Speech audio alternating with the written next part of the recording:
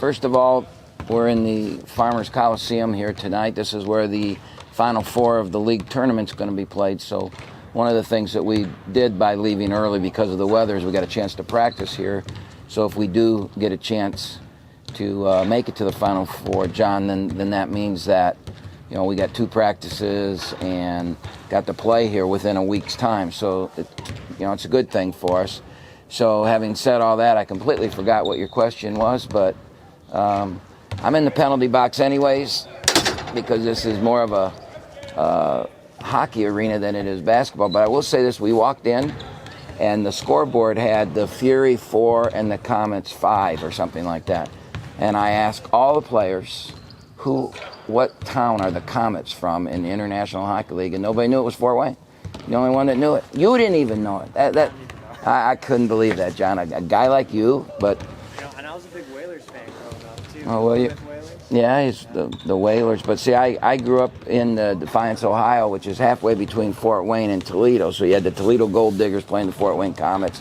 You'd see it on TV back in the day when there were only a couple channels. So anyways, we do have a basketball game, and it is here in Indianapolis, home of New Portillo's.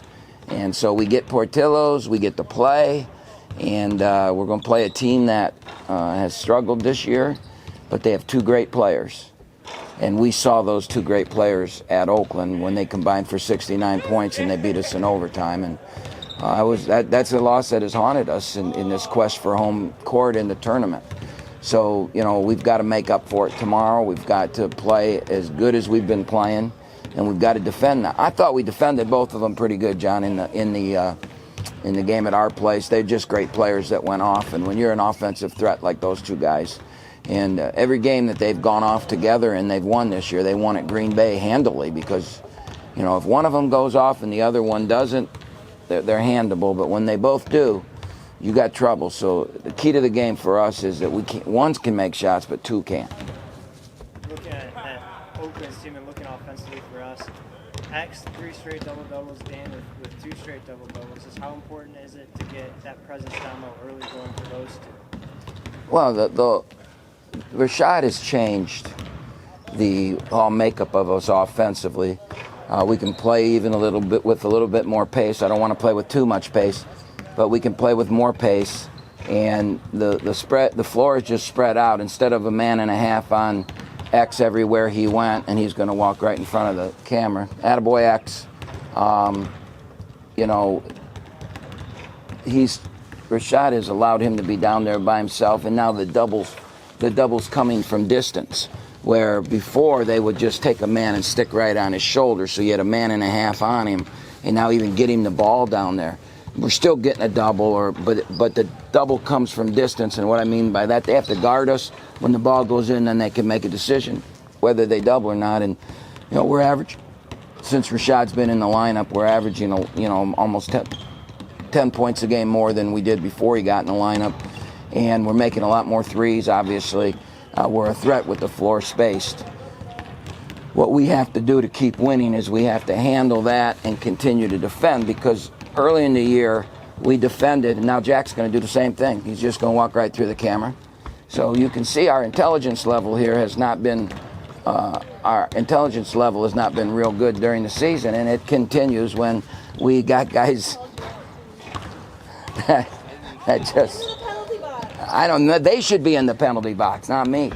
But anyways, I've lost my train of thought, but I'll try and get it back. Coach, you look at outside the guard play, you mentioned they're 2 great guards, but Goss on the glass is averaging double figures per game right now. Just to keep him off, how important is that going to be for the outcome of this game?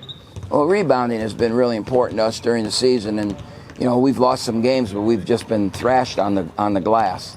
And I think Goss had double-digit rebounds against us the first time we played him.